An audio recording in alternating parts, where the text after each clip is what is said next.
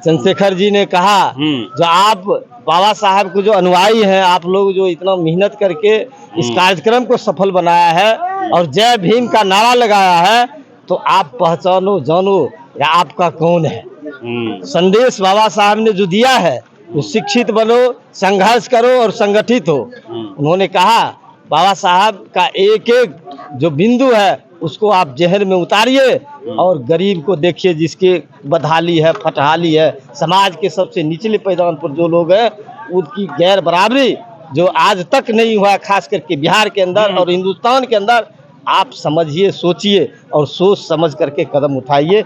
यही संदेश हमारे तमाम लोगों को चंद्रशेखर आज़ाद ने दिया है। बाबा साहब के प्रतिमा के ऊपर चारों तरफ आज ये झंडा लहरा करके आए हैं। हम सम्मान से समझौता नहीं करते हैं, इसलिए बाबा साहब हैं तो संविधान है, बाबा साहब हैं तो हम लोग हैं और ये गरीब गुरबा लोग। बाबा साहब के प्रतिमा के ऊपर चारों तरफ आज ये झंडा लहरा करके आए हैं। हम सम्मान से समझौता नहीं करते हैं, इसलिए बाबा साहब हैं तो संविधान है, बाबा साहब हैं तो हम लोग हैं और ये गरीब गुरबा लोग।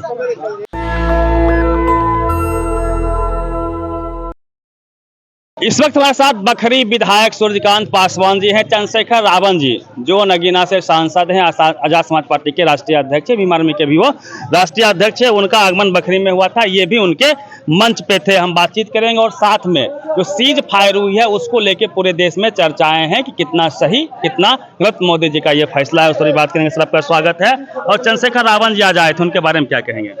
सबसे पहले चंद्रशेखर जी को बहुत बहुत धन्यवाद और मैं अपने विधानसभा क्षेत्र में उनका स्वागत करते हैं, उनका क्रांतिकारी अभिनंदन करते हैं, जिन्होंने इस सुदूर देहात में बाबा साहेब डॉक्टर भीमराव की प्रतिमा का अनावरण करने के लिए समय दिए। इसके लिए मैं उनको धन्यवाद देता हूं, आभार प्रकट करता हूं और धन्यवाद देता हूं यहाँ के जो नौजवान हैं, जो रात दिन एक करके इस कड़ाके की धूप में जिन्होंने इस कार्यक्रम को सफल बनाने में किया है, उन साथी को भी मैं धन्यवाद देना चाहता हूँ जो उन्होंने भी बाबा साहब के विचारों को पूरे देश और खास करके इस सुदूर देहात डंडारी प्रखंड के इस सुगरन गांव में इस इलाके में जो फैलाने का काम किया, हम उनको भी धन्यवाद देते हैं।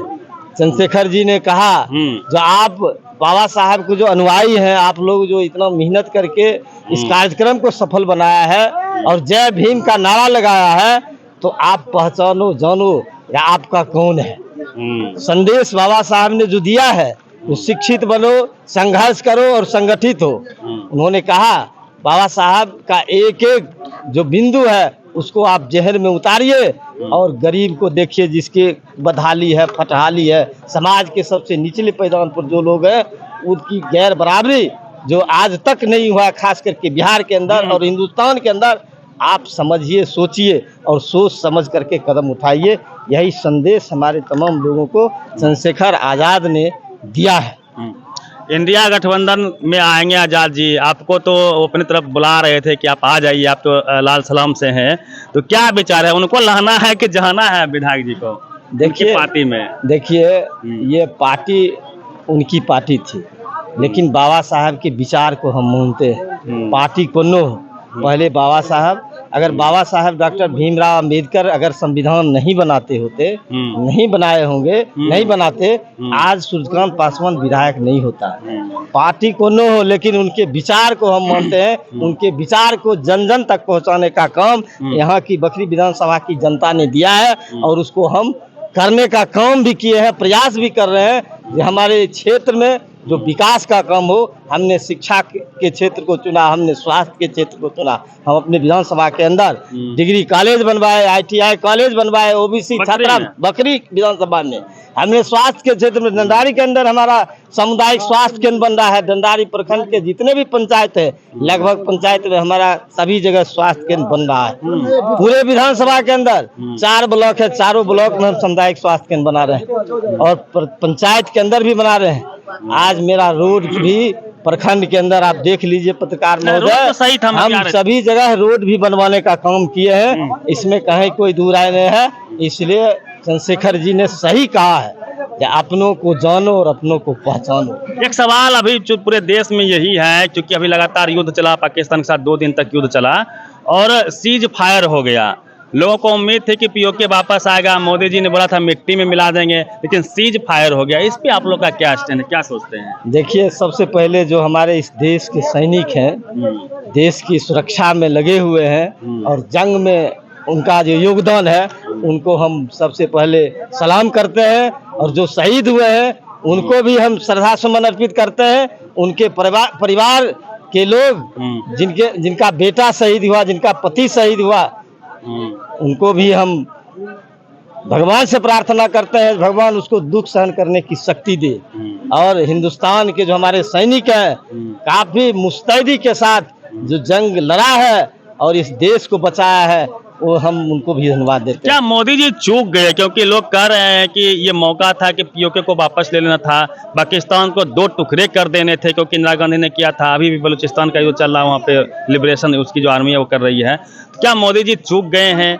अभी उन्होंने अभी जायसवाल जी जो बिहार के प्रदेश अध्यक्ष बीजेपी को कह रहे हैं कि पाकिस्तान का जीत का जश्न मनाने के लिए मोदी जी बिहार आएंगे और धन्यवाद यात्रा शुरू करेंगे। देखिए, सबसे पहले तो मैं आपको बतला देना चाहता हूँ आपके चैनल के माध्यम से, माननीय प्रधानमंत्री जी जब हमारे देश के पर्यटक की हत्या हुई थी आतंकवादियों के द्वारा, तो माननीय प्रधानमंत्री जी बिहार के मधुबनी में आए थे चुनावी सभा करने के लिए।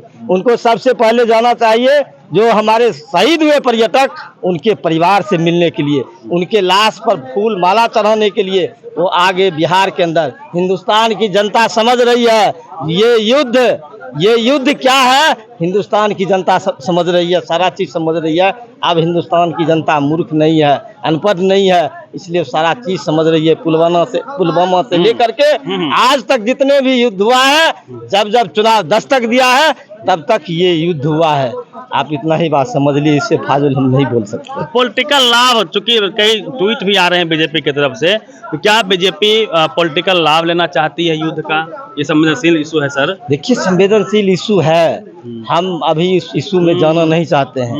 हम पूरे देश के जितने भी पक्ष विपक्ष हैं माननीय प्रधानमंत्री के साथ हैं इस सवाल को लेकर कि हमारे देश से आतंकवादी का सफाया हो, इसके पक्ष में हम लोग हैं। ये माननीय प्रधानमंत्री जी को करना चाहिए, जो कर रहे हैं, हम उन लोगों के साथ। चलिए, विधायक जी ने अपना बेशकीमती समय दिया है बखरी से। पहली बार विधायक है, इससे पहले भी थे? पहली बार। हाँ, इस बार लड़ेंगे ना?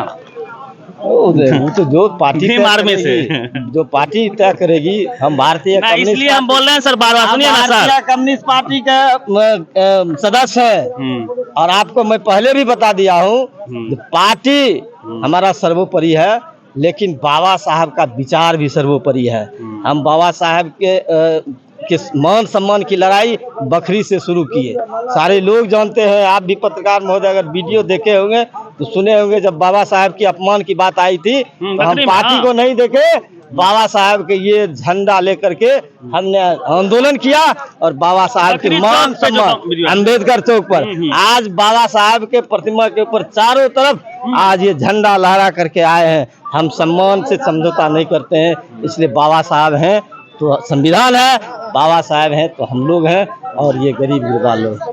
चलिए, विधायक जी काफी संघर्ष किए हैं अपने जीवन में और खास करके जो बाबा साहब का विचारधारा है उसको लेके ये लगातार जागरूकता अभियान चलाते रहते हैं। पिछली बार भी वीडियो इनका सोशल मीडिया पे था कि बाबा साहब की जो मूर्ति है वहाँ पे नीले झंडे को नहीं लगाने दिया जा रहा था और एक रामनवमी में शायद वो उसमें था कि लगा दिया गया था भगवा झंडा, उसको उतारने नहीं दिया जा रहा था। उसको लेके काफ़ी गहमा-गहमी हुई थी। विधायक जी ने उसको लीड करके वहाँ पे शांति बहाल की थी और बाबा साहब के झंडे को, नीला झंडा को वहाँ पे गाड़ा था। उसमें भी इनकी महत्वपूर्ण भूमिका है और लगातार बखरी में विकास की गंगा बहा रहे हैं। क्योंकि मैं अभी बखरी, क्योंकि एक वक्त था जब यहाँ नक्सलियों का गढ़ हुआ करता था, ठाई हुआ करता था, सड़कें सुनसान हुआ करती थी, सड़कें होती ही नहीं थी, गड्ढा हुआ करता था। लेकिन आज जब आप बखरी में आएंगे तो आपको सड़कें दिखेगी। विधायक जी की उसमें काफ़ी महत्वपूर्ण भूमिका है और मोदी जी ने जो सीज फायर किया है उसको लेके गुस्सा तो है पूरे देश में। इसको लेके आप क्या सोचते हैं, क्या ये सीज फायर सही है या फिर यही मौका था कि हम पीओके को वापस ले सकते थे? क्या भारत अमेरिका के सामने झुका है? क्योंकि ट्रंप ने ट्वीट किया सीज फायर का, इस पर भी सवाल हैं, लोग इंदिरा गांधी को भी याद कर रहे हैं। पूरी बातचीत पे आप प्रतिक्रिया दीजिए। रवि मेहता, नेशनल दस्तक, बखरी। नेशनल दस्तक की आपसे गुजारिश है कि अगर इसको बचाना चाहते हैं तो नेशनल दस्तक को सब्सक्राइब करने के लिए रेड कलर के सब्सक्राइब बटन को दबाएं, फिर बेल आइकन की घंटी दबाएं। नेशनल दस्तक को बचाने के लिए बहुत जरूरी है कि हर खबर को शेयर करें, लाइक करें, कमेंट जरूर करें।